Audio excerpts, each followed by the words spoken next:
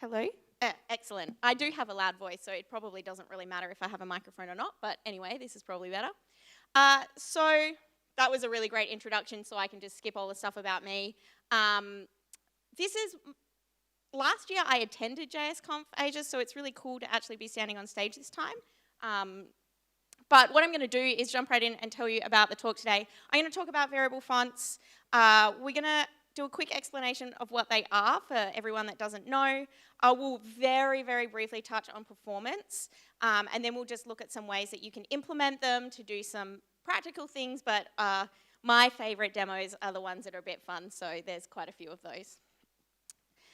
So what's important to know is that I'm a developer. I love to design. That looks really terrible, but oh well. Hopefully, oh wow, it looks so pixelated. That's so sad. Okay, well, I guess we'll just have to live with that. So I started creating text effects like a couple of years ago, and during my experiments, I started playing with variable fonts, and it became really clear to me very quickly that they offer a lot of unique opportunities that standard fonts just can't provide us. So the reason for that is that variable fonts are basically one font file that acts like multiple fonts, and that's basically the crux of what they are. And what that means is that where we might have normally had maybe 6 different font styles as separate individual files, you can now have all of that information in the one file instead. Oh, that looks not too bad, so that's good. The way this is achieved all comes down to the way that the font itself is created. So a variable font can have one or more axes, and what they do is provide different variations between different extremes. So in this case, we have a light to a bold weight. Now, along that axis, you can have named instances like regular and bold, which is things that we're used to seeing in our code on the web. But you also gain the ability to interpolate between those values. And this allows for intermediate designs, providing much finer control over the font itself. So along with those standard values, you can have everything in between as well, like, I don't know, 207. And that includes decimal places. And because the axis is interpolated, it means that we can animate between the values, creating really smooth transitions between the variations. But we're not just limited to a single axis at a time. A variable font can contain thousands of axes. And what you get out of this is the interpolation isn't just applied to one axis at a time, it's applied to the combinations of those axes as well. So if you wanted to have a wide, heavy font or a really narrow, thin font, you can have that all within the one file. So in essence, a variable font gives us a single file with a greater amount of variation and a significant increase in style choices. And they don't just have to be standard things like font weight or width. It can be something totally different or a little bit weird, like Decovar. This is probably my favorite font. It's by a designer called David Bellow. It's the first one that I ever played with, and it has a lot of different creative axes in it that you can do awesome things with, and we'll have a look at some demos later. Now, the way that we use variable fonts is really similar to how we would normally use fonts on the web. For the most part, we set it up exactly the same way as we normally would in our CSS using font face. The main difference is how we define variations for descriptors like font weight, font stretch, and font style. So in this example, we might have previously set a font face block for the light version, and then we'd do another one for the bold version, and so on until we'd hit all of our styles. But with variable fonts, you don't need to do that. You can simply define a range for the font weight. So in this case, I'm going 200 to 700. And then from here, when we reference it in our CSS, we do it exactly the same way that we normally would, but instead of being limited to values like bold or 700, you can pick any number between 200 and 700, like 658. Now this is really, really good for something like weight because we've already got a CSS property that we can use. In the land of variable fonts, this is known as a registered axis, and all that means is that it's been standardized in the spec. At the moment, there are 5 registered axes: weight, width, slant, italic, and optical size, and they're all mapped to pre-existing CSS properties. But if you want to use something more custom, like the decovar examples, we're going to need a new CSS property, and that's called font variation settings. Now, this is an example of a font that I have invented called my Jello font. Jello is the name of my dog. He does feature in this presentation, so look out. It's very cute. And in font variation settings, you can define as many registered or custom axes as you want. So here I have 2 custom axes. One is called Jello and one is called Fellow, and they both have an associated number value. Custom axis codes are defined by the font creator inside the font, and they're always 4 characters, whereas a registered axis, that's defined in the spec. Now, as I said, you can use registered axes in font variation settings. However, it is strongly recommended that you use their map CSS property instead, so like font weight. And the reason for this is it's not really, this is kind of like a backup if the axis doesn't exist, because there's a lot of custom stuff. But to be honest, it's way easier to manage your typography if you use the mapped properties when you can anyway. Now, I'm sure people are wondering about browser support. It's actually really, really good. IE doesn't support it, but that's not unexpected. They're not developing that anymore, so, you know, it's fair. The only caveat to this browser support is you do need more modern operating systems. So on Mac, I believe it's High Sierra. Some of the browsers rely on the operating system versions in order for it to render. If you are worried about browser support and you have to support IE still, which a lot of us do, you can use the CSS feature detection to detect for support of font variation settings, and then you can fall back to a standard font if variable fonts are not supported. So there are options there for us if we need to support it in browsers that don't currently support variable fonts. But to be honest, it's pretty good, and you're probably going to get away with it using them for most use cases. So as I said earlier, I did want to briefly talk about performance because it's a question people often ask. There's a whole lot of stuff around web font performance that can impact this. I'm not going to go into it because that's like 40 minutes of a talk on its own. But essentially, everything that you apply to web fonts on the web now also apply to variable fonts. But there are a couple of things that I wanted to specifically mention because I get asked about it a lot. The first one is the number of font requests, and the second one is font file size. So often when we think about reducing the number of font requests to improve our font performance, it means that we would plan our typography choices and we'd weigh up the cost of design over the cost of performance. And this is why we have that rule where you can only have like 3 fonts in your website. That's an imposed limitation because of things like performance. But because variable fonts can contain all that information in one file, that means we've immediately reduced the number of font requests simply by using a variable font. However, if all of that information now exists in one file instead of 3, what's that going to do to file size? So that brings me to file sizes. You'd be right in assuming that a variable font is going to be larger than a standard font typically. Not always, but typically. So I want to give you a bit of a comparison. I'm going to use Source Sans Pro, which is on GitHub. The single weight of Source Sans Pro is approximately 234 kilobytes. It varies a little bit depending on the style, but it's about that, in the OTF file version. Now, if we use a more efficient font weight format like WOF2, that'll drop down to about 111 kilobytes. That still seems like a lot, but keep in mind that Source Sans have like lots of language characters and stuff in it. So you can subset this to make them even smaller. I'm pretty sure when I subsetted this to like English characters, it came down to 16. So that is always an option. Now the variable font, the OTF is very large. It's 405 kilobytes, but the WOF2 is only 112, which is only 1 kilobyte more than a single weight. And I get a lot more options with that. So to me, in this case, if you're using efficient font formats, you get a lot more design opportunity with very minimal impact to performance.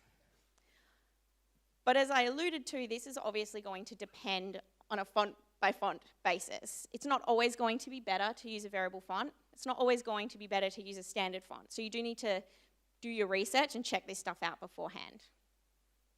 If anyone wants to talk about variable font performance, come see me afterwards. I have done a presentation on it before, so we can have beautiful in-depth discussions about it.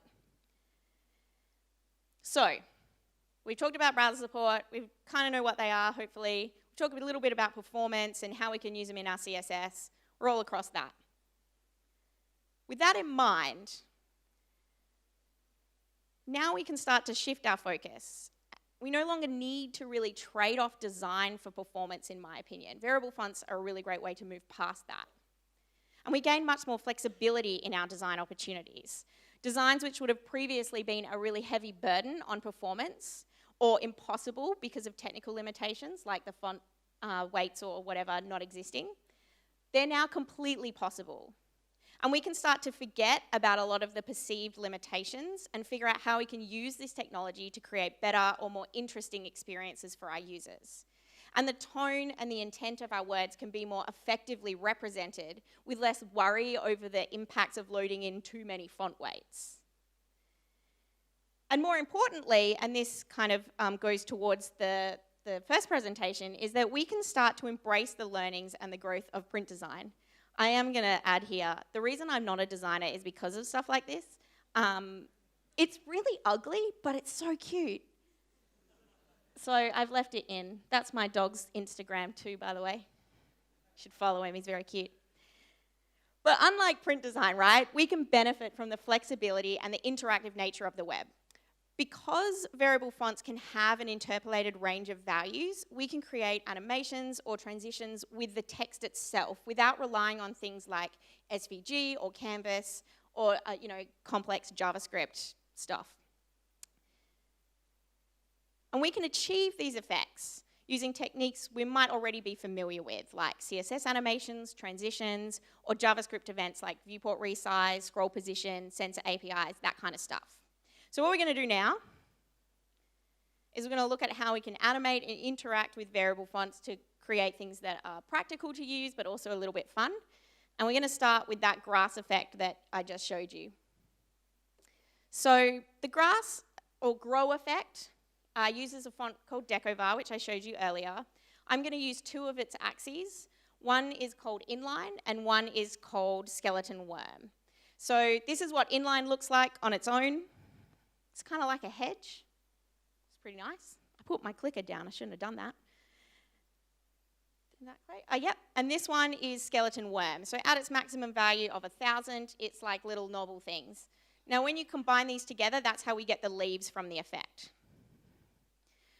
So once we've set up that base CSS with the font family and our two axes, we can create our animation. Now I'm just going to use a keyframe animation. It starts at 0. We set both inline and skeleton worm to their maximum values of 1,000. At 50%, we set skeleton worm back to 0, and then it's just going to loop background. And what this will do is it'll start expanded, it'll disappear, and then it'll come back out again. We add the animation to our H1. It runs infinitely. It's called grow, 4 seconds. And that's it. That's how I made that. All I did was add a little bit of extra CSS for texture. It's a couple of text shadows and a background image. For the most part, the heavy lifting is done by the font. I'm a bit of a lazy developer. The least I can write, the better. And variable fonts make this stuff so easy because they've already done all of the work for you in the font itself. So with just a little bit of CSS, you can make all sorts of things. You can do writing text. This is a font by Underwear.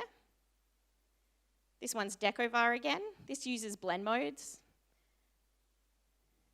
This is a simple one using a hover state with transition, changing the weight as you hover over it. It's called Gingham. I don't really know how to describe this one, but it's cool. This is my favorite demo. And the reason that I love this demo, it's Decovar again. Decovar is like the best font. David Bellow is the best. What I love about this is that if you have a look at it, it's got a really long text shadow applied to it.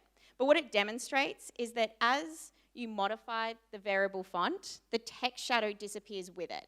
because we're actually changing the font itself. We're not just applying effects over the top of it. And I think that is a really beautiful and perfect demonstration of what makes variable fonts so different. But it's not just that they're beautiful or they're cool or any of that kind of stuff. What they demonstrate is that as developers and designers, we can control the font itself. And that means that variable fonts allow typography on the web to adapt to the flexible nature of our screens, our environments, and our devices. And there's currently a lot of work being done with CSS media queries, the level 5 spec. It's in draft at the moment, but it aims to give us control over our designs based on environments, light, contrast, and color schemes. And even though it's in draft stages, there's one which I'm sure some of you know about, which we can play with, called Prefers Color Scheme and Dark Mode. I'm going to show you a really cool example. Oh, I've just talked it up. I hope you still think it's cool. Anyway, what I've got here, I'm using a font called Chi. It's by Ono Typeco. It's got an axis called temp. I'm going to set that at 0 to start with. I'm adding a transition so you can see it animate for demo purposes. But then we use a media query of prefer color scheme and we check for dark. And if it's in dark mode, I'm going to change the axis to 1000. This is what it looks like. So as you switch to dark, it oozes because it's dark, right? And when it goes back to light, it goes back to the normal state.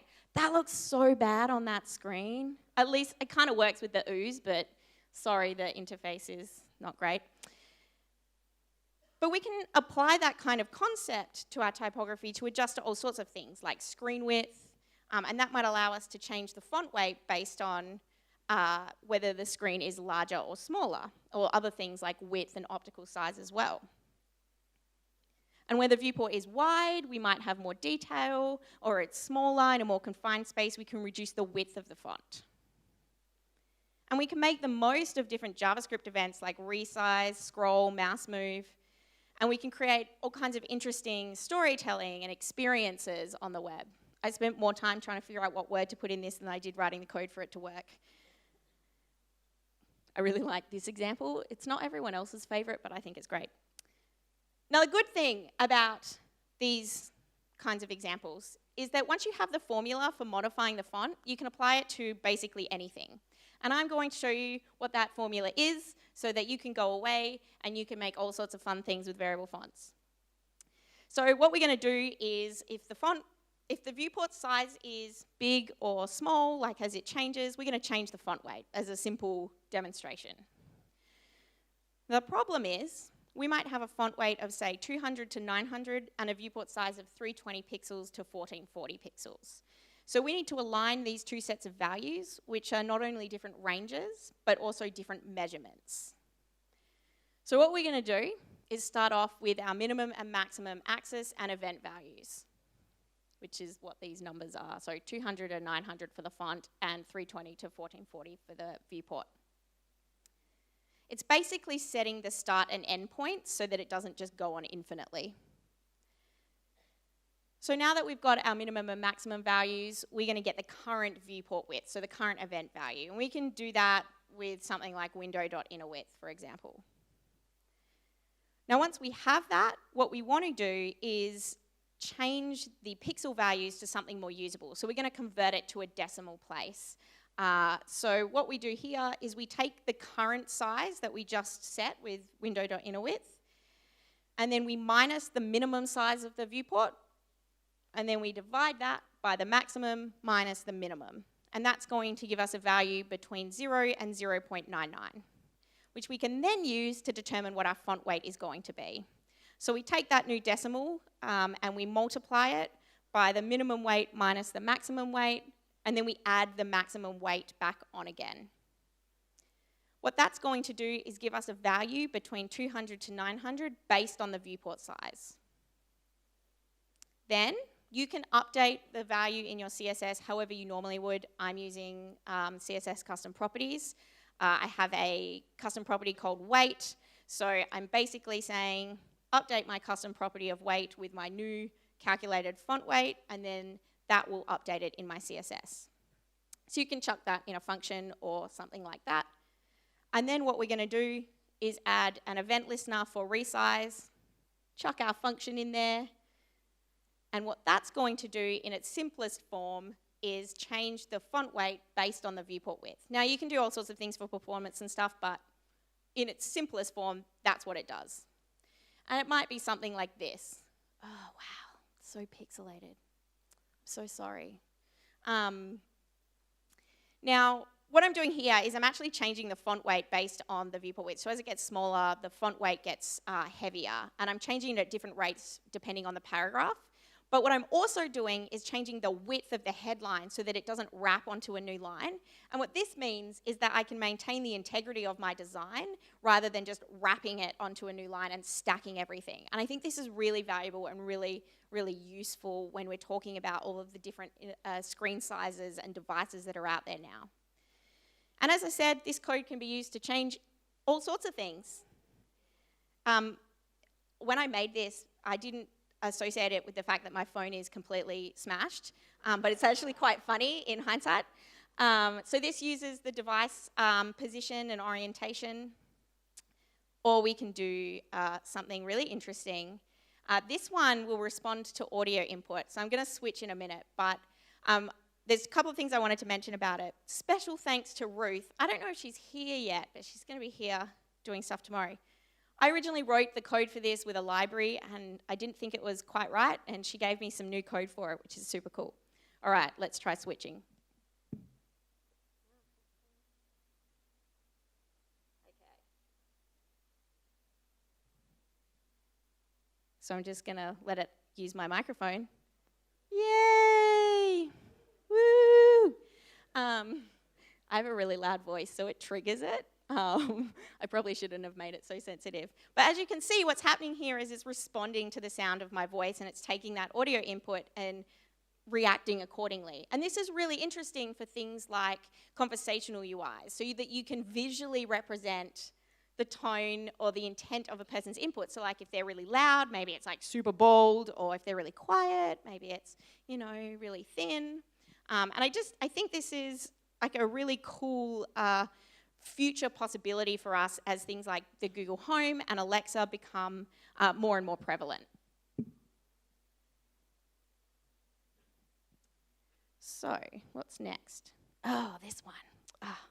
This is really cool. One moment, please. So I'm just gonna, where's my mouse? Switch back over. I'm gonna go full screen for this one. So, this font is called Whoa, which I just heard some of you say, by Scribbletone. I kind of wish they called it Slinky, but Whoa kind of works. What this is doing is it's changing based on the mouse position, and it's got 3 axes that you can modify. There's vertical, horizontal, and then there's a rotation. And I'm just passing the X and Y coordinates to the variable font with that code that I just showed you to update the axes.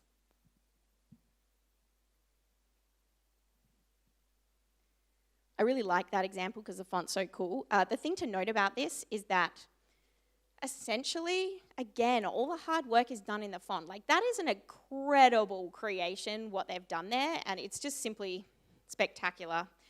This is a good opportunity to bring yourself closer to people who create fonts, because I kind of feel like at the moment we're very separate. But now that we can start to control the font in our code and on the web, I think this is a really good opportunity to come together and like work on things and solve problems together. But we can also do some other interesting things, like improve the legibility of our text with new features that allow us to query the characteristics of the user's display or light level. So this demo that I'm going to show you, it currently only works behind a flag, so the support isn't great, but it is a good demonstration of the opportunities for the future. What I'm going to do first is show you a little bit of code. So I didn't show this before, but this is essentially what the CSS looks like with the custom property. The font I'm going to use is called Tiny, and what I'm doing is passing a value to my custom property and then updating it in the font weight value. We set up our default base ranges, just like before, but instead of viewport width, we're using an ambient light sensor value. And then we're going to set up the ambient light sensor. So in this case, we check if we have access to the ambient light sensor. If we do, we create a new instance of that sensor. And then what we can do is start to gather readings from the sensor using the onReading event handler.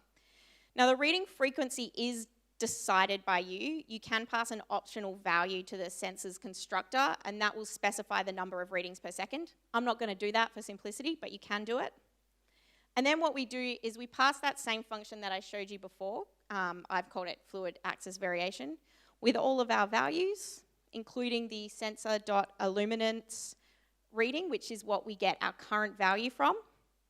And then the final step is telling the sensor to start. So the function with the values in it manually might look something like this. But now I'm going to show you what it actually looks like. This is probably, I say a lot of demos are my favorite, but I think this one really is my favorite. I promise.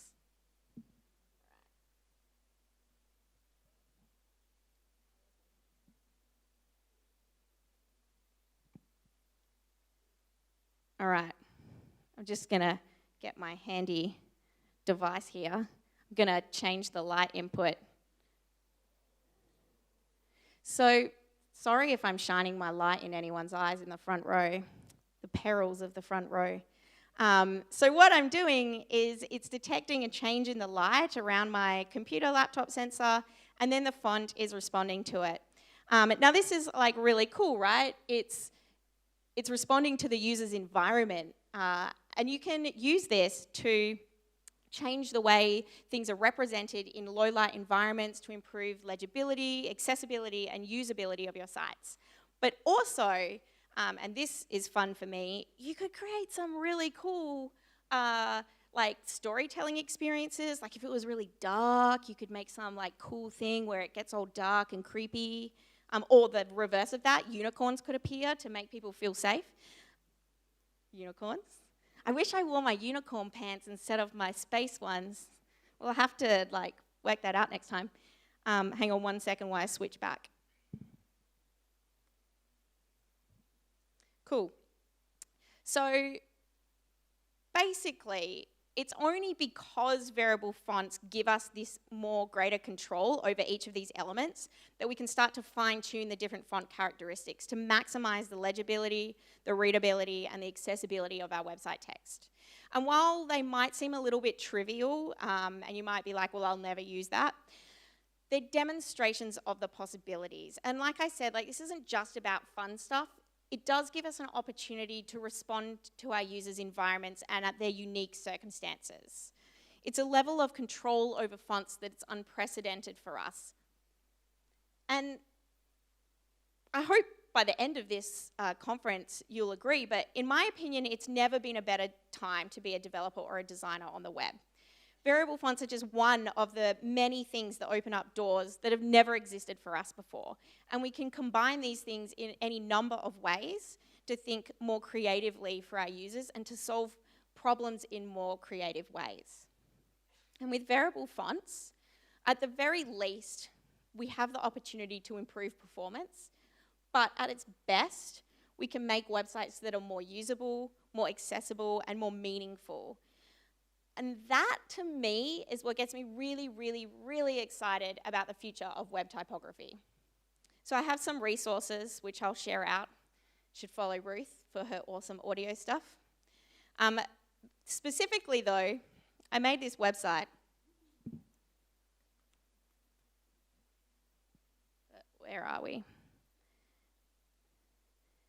It's called Variable Fonts for Developers. Here's another cool font, hey? I forget what this one's called. I should know this because I made it the other day. It's got, this is kicked in mobile version. Sad. the aspect ratio of this is very low. Anyway, it's got tutorials for how to make the light sensor demo and the grow demo, and I will add a whole bunch more on here in the next few weeks. There's also a getting started page, which will go through the basics of setting up and using variable fonts that you can go through and have a look at if you want. It's called variablefonts.dev. putting this microphone down and switching is really hard. Thanks, everyone.